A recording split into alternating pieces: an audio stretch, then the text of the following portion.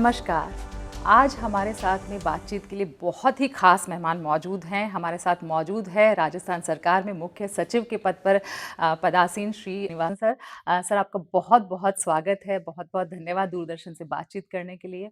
और सर सबसे पहले हम आपसे यही जानना चाहेंगे क्योंकि आपने न सिर्फ राजस्थान में बल्कि देश में यानी कि केंद्र के स्तर पर और विदेश में बहुत सारे जो पद हैं, महत्वपूर्ण पद हैं, वहाँ पर अपना की भूमिका निभाई है। तो वो सब जो आपका अनुभव रहा है, वो किस तरीके से राजस्थान के अंदर प्रशासनिक सुधार, बदलाव या विकास की दिशा में मददगार साबित होगा? आज दूरदर्शन में आपसे बात करते हुए मुझे बड़ा हर्ष है। 17 नवंबर 2025 को मैंने मुख्य सचिव का पदभार ग्रहण किया था। मैं आभारी हूँ माननीय मुख्यमंत्री जी श्री भजनलाल जी शर्मा का कि उन्होंने मुझे आमंत्रित किया इस पद पर काम करने के लिए, और माननीय प्रधानमंत्री जी का भी आभार हूँ कि उन्होंने मुझे केंद्र सरकार से रिलीव करके यहाँ भेजा है। राजस्थान मेरा कर्मभूमि रहा है। मैं यहाँ पर 1989 में आया था। 37 इयर्स हो गए हैं। और जो सीख मैंने सीखी थी as one of the best governed states of India, यही जो लेसन्स राजस्थान में continuity of stability of tenure हैं, रूल ऑफ लॉ की इम्प्लीमेंटेशन है, टू वर्क विदाउट फियर और favour, protecting weaker sections, protecting girl child, ये सीख जो मैंने यहाँ सीखा था शुरुआती दशक में, ये मेरे पूरा करियर में काम आया है। और ये लर्निंग्स जो थे as a techno administrative reformist in governance, पिछले 3.5 दशकों से मैंने ये अडॉप्ट किया था। जो पिछले दशक से जो मैंने सीखा था, ये था कि टेक्नोलॉजी इन गवर्नेंस किस प्रकार से यूज़ किया जाए। वर्ष 2014 के बाद माननीय प्रधानमंत्री जी के पद ग्रहण के बाद ये देखा गया कि सरकार का जो साइज स्केल ऑफ ऑपरेशंस बहुत बढ़ गया है।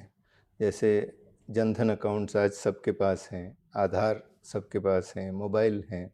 सो जनधन, आधार, मोबाइल ट्रिनिटी को लेते हुए कई स्कीम्स को डिजिटाइज कर दिए गए, कई संस्थाओं को डिजिटाइज किया गया था, कई public institutions fully digital institutions हैं। तो जो गवर्नमेंट और सिटीज़न के बीच में जो दूरी है, वह आज की तारीख में टेक्नोलॉजी के माध्यम से बिल्ड किया जा रहा है। और इस प्रकार का टेक्नो एडमिनिस्ट्रेटिव रिफॉर्म के साथ मैं पिछले दशक से जुड़ा हुआ हूँ, और मैं समझता हूँ कि राजस्थान में भी कई सारे process simplifications, process re engineering और bringing citizens and government closer, जो पॉलिसी पैराडाइम है मैक्सिमम गवर्नेंस मिनिमम गवर्नमेंट, इसको ध्यान में रखते हुए किस प्रकार से राजस्थान में सुशासन को और भी बढ़ावा दिया जा सकता है, इसके ऊपर मैं काम करना चाहता हूँ। सर जैसा आपने बोला कि आजकल तकनीक जो है उसका इस्तेमाल करना होगा तभी हम क्रियान्वयन या जो निगरानी तंत्र उसको मजबूत कर पाएंगे। लेकिन इस दिशा में जब हम सोचते हैं कि राजस्थान जो है वहाँ पर लिटरेसी रेट जो है वो देश के मुकाबले औसतन जो रेट है उससे भी कम है, तो ऐसे में किस तरह की चुनौतियाँ इस दिशा में आप सोचते हैं और क्या आपने प्लानिंग करी कि किस तरीके से इस दिशा में आगे बढ़ेंगे? राजस्थान का जो विकसित राजस्थान 2047 का डॉक्यूमेंट है, ये बहुआयामी डॉक्यूमेंट है, काफ़ी विजनरी डॉक्यूमेंट है, फ्यूचरिस्टिक डॉक्यूमेंट है। और इस डॉक्यूमेंट में मीडियम टर्म गोल्स और लॉन्ग टर्म गोल्स कई सेक्टर्स में इंडिकेट किए गए। ये कोशिश किया गया कि राजस्थान की इकॉनमी बाय 2030 तक ऑलमोस्ट डबल तक पहुंचने की किस प्रकार से ग्रोथ, किन सेक्टर्स में ग्रोथ रेट हो सकता है, किस प्रकार से कैपिटल इन्वेस्टमेंट आ सकता है, और कौन से एरियाज़ में कैपिटल इन्वेस्टमेंट आएगा। तो ये प्रयास रहेगा कि जो टारगेट्स आइडेंटिफाई किए गए हैं इस विकसित राजस्थान 2047 के मॉड्यूल के तहत, पब्लिकेशन के तहत, इनको क्रियान्वयन किया जाने के लिए की परफॉर्मेंस इंडिकेटर्स आइडेंटिफाई करें और इसको सेक्टरल ग्रुप ऑफ सेक्रेटरीज के माध्यम से एक रोड मैप फॉर इम्प्लीमेंटेशन और monitorable road map for implementation को क्रिएट किया जाए। जी सर। और सर एक जगह हम पढ़ रहे थे कि आपने बोला था कि जो विकसित राजस्थान 2047 है वो आपका एक प्रमुख प्राथमिकता आपकी है, और इसी तरीके से केंद्र में विकसित भारत 2047 जो है उस पर काम चल रहा है, और उस पर काफ़ी सारे जो है एक्शन प्लान्स भी बन रहे हैं कि एक सेक्टोरल ग्रुप ऑफ सेक्रेटरीज उस तरीके से करके।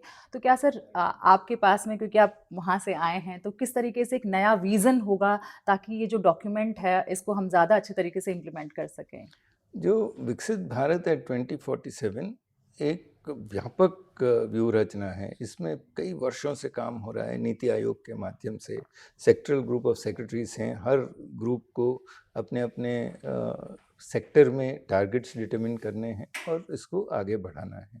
इसी प्रकार से विकसित राजस्थान डॉक्यूमेंट जो हाल ही में रिलीज़ हुआ था, उसी क्रम में सेक्टरल ग्रुप ऑफ सेक्रेटरीज को इम्प्लीमेंटेशन रोड मैप बनाने के लिए गठित किया गया है। मैं एक्सपेक्ट करता हूँ कि की परफॉर्मेंस इंडिकेटर्स पर ये सेक्टरल ग्रुप ऑफ सेक्रेटरीज काम करके आगे ले जाएंगे। और इनोवेशंस का काफ़ी महत्व दिया गया है, इमेजिनिंग इंडिया थ्रू इनोवेशन। तो जी। कई इनोवेशंस नवाचार ट्राई करते हैं, जिस प्रकार से चूरू में खेलो इंडिया अवार्ड मिला था। इसी प्रकार से सिलिकोसिस केयर के ऊपर राजस्थान को अवार्ड्स मिले हैं, गोपाल रत्न अवार्ड्स मिले हैं, कई अन्य water awards, national water awards अभी हाल ही में मिले हैं। इसी प्रकार से कई इनोवेशंस जो फील्ड में हो रहे हैं, इनको भी प्रोत्साहन देने के लिए यंग ऑफिसर्स को भी अपॉर्चुनिटी रहेगा। सर एक जिस तरीके से राजस्थान की छवि जो है वो आने वाले टाइम पर इस तरह से मानी जा रही है कि हमारे यहाँ पे काफ़ी खनिज संपदा है, पर्यटन की दृष्टि से काफ़ी इंपॉर्टेंट है, तो इंडस्ट्रीज़ के लिए काफ़ी एक इम्पॉर्टेंट हब बन करके राजस्थान उभर के आ रहा है। ऐसे में राजस्थानी प्रवासी दिवस हम मनाने जा रहे हैं 10 दिसंबर को, तो उसको लेकर के किस तरह की प्लानिंग जो है वो सरकार की तरफ से है? प्रवासी राजस्थानी दिवस माननीय मुख्यमंत्री जी का विजन है। 10 दिसंबर को ये दिवस मनाया जाएगा। लगभग 4 से 5 हज़ार प्रवासी राजस्थानी इसमें भाग लेंगे। और राजस्थान हमेशा एक बहुत अच्छा होस्ट स्टेट रहा है, टूरिज़्म मेजर सेक्टर है। और अपेक्षा करता हूँ कि जो 7 सेक्टरल प्रेजेंटेशंस हैं इस प्रवासी राजस्थानी दिवस के दौरान, ये बॉन्डिंग भी बढ़ाएंगे, cultural bonds, also contribution by प्रवासी राजस्थानीज टू डेवलपमेंट ऑफ राजस्थान, ये बढ़ाने के लिए एक महत्वपूर्ण कदम के रूप में उभरेगा। और इसको निरंतर हम लोग फॉलोअप करते रहेंगे। जो भी डिस्कशंस उस दिन कॉन्फ्रेंस में होंगे, उसको रैपटियर्स के माध्यम से मिनिटाइज किया जाएगा। और फॉलोअप भी इन जो मेजर राजस्थानीज, जो प्रवासी राजस्थानीज हैं, इनके साथ हम लोग एंगेजमेंट जारी रखेंगे। जी सर। और एक सर जिस तरीके से राइजिंग राजस्थान जो है वो करके हमने बहुत बड़ा इवेंट किया था और काफ़ी सारे उसके अंदर जो हैं निवेश संभावनाएं भी बनी थी, तो सर उनकी क्या प्रगति है और किस तरीके से हम आगे बढ़ रहे हैं उस दिशा में? राइजिंग राजस्थान का मैंने रिव्यू किया था। राइजिंग राजस्थान माननीय मुख्यमंत्री जी के अध्यक्षता में एक इन्वेस्टर समिट था, जो बहुत ही प्रभावी इन्वेस्टर समिट था। लगभग 35 लाख करोड़ का इन्वेस्टमेंट के एमओयू साइन हुए थे। और हाल ही में मैंने जब रिव्यू किया था तो इसमें लगभग 8 लाख करोड़ के प्रोजेक्ट्स ग्राउंडिंग स्टेज तक पहुँचे हैं। इनमें न्यू एंड रिन्यूएबल एनर्जी के प्रोजेक्ट्स लगभग 6 लाख करोड़ के हैं, और दूसरे अन्य प्रोजेक्ट्स हैं, अन्य डिपार्टमेंट्स के प्रोजेक्ट्स हैं। एंगेजमेंट निरंतर जारी है। ये प्रयास किया जाएगा कि हर इन्वेस्टर जो एमओयू साइन किया है, और जो एमओयूज़ को भी 3 कैटेगरीज में वर्गीकृत करके, जो ए कैटेगरी एमओयूज़ के साथ ज़्यादा एंगेजमेंट की तरफ हम लोग बढ़ रहे हैं। सर एक जैसे हमने केंद्र में देखा था कि आपने डिजिटल एम्स करके प्रोजेक्ट जो है या ई हॉस्पिटल जो है उसमें एक बड़ी भूमिका आपने निभाई थी। तो उसी तरीके से सर क्या आपकी कुछ प्लानिंग है कि राजस्थान में भी इस दिशा में कुछ किया जा सके? राजस्थान काफ़ी एडवांस स्टेट हैं, टेक्नोलॉजिकली अच्छा है सिस्टम्स। जनसंपर्क पोर्टल नेशनल बेस्ट प्रैक्टिस हैं। राजकाज पर भी जो ई ऑफिस एनालिटिक्स के फाइल मॉनिटरिंग होता है, वो काफ़ी स्ट्रीमलाइन मॉनिटरिंग है। ये मैं देखना चाहूँगा फॉर्म सिंप्लीफिकेशन, और जहाँ पर 2-3 विभागों का जहाँ समन्वय है, वहाँ पर प्रोसेस री इंजीनियरिंग की संभावना हो सकती है। और कुछ टेक्नोलॉजी एडिशन इन जो जहाँ पर सिटीज़न लाइव्स को सिंप्लीफाई करने के लिए किस प्रकार का टेक्नोलॉजी काम में लिया जा सकता है, इस पर मैं कुछ स्टडी करने के बाद फिर आपसे दोबारा चर्चा करूँगा। जी सर। सर, एक हमारा पूरा देश जो है वो संविधान की 75 वर्षों की जो वर्षगांठ है उसको मनाने जा रहा है और हम सभी जानते हैं कि कार्यपालिका जो है वो संविधान के 3 महत्वपूर्ण स्तंभों में से आता है।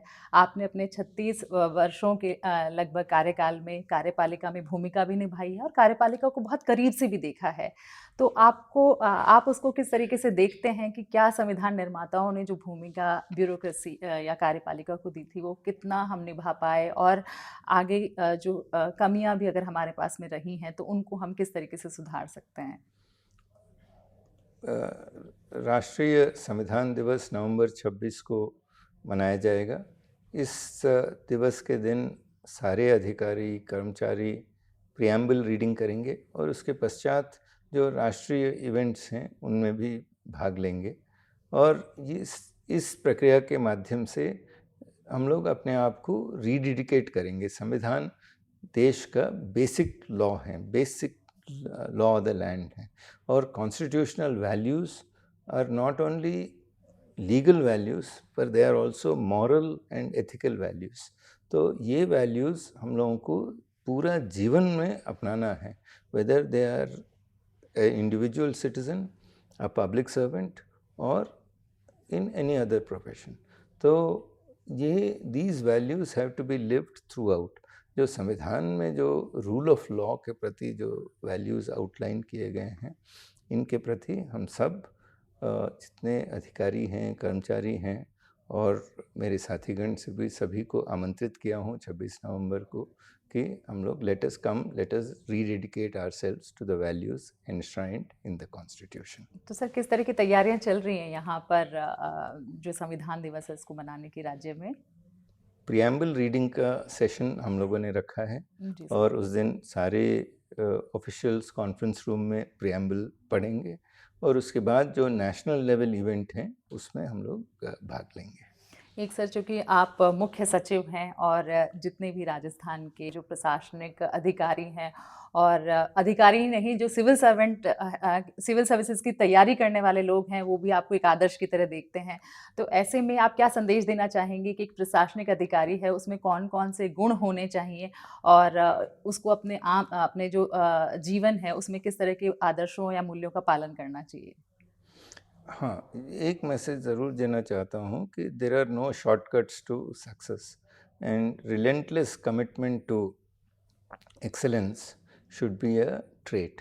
तो निरंतर आपको काम करते रहना चाहिए और निरंतर नेशन फर्स्ट और सिटीज़न फर्स्ट अप्रोच से काम करना है। तो जो भी यंगस्टर हैं जो सिविल सर्विस में करियर परस्यू करना चाहता है, उसमें पेट्रियटिज़म और commitment to serve the nation सबसे हाई रहना चाहिए, ताकि it is not an easy service, it is a service which demands continuous service of the citizen, and in a life in public service can be extremely fulfilling. तो ज़रूर जो भी civil services में join करना चाहते हैं, they should find themselves and for a life of relentless commitment to excellence, dedication, determination and discipline. Thank you so much sir, Doordarshan से बातचीत करने के लिए। और जैसा कि सर ने बताया कि हमें पूरे समर्पण के साथ में और बिना किसी शॉर्टकट को अपनाए हुए जो हमारे कर्तव्य हैं उनको पूरा करना चाहिए और आगे जो है वो पूरी मेहनत के साथ में बढ़ना चाहिए। धन्यवाद। Thank you.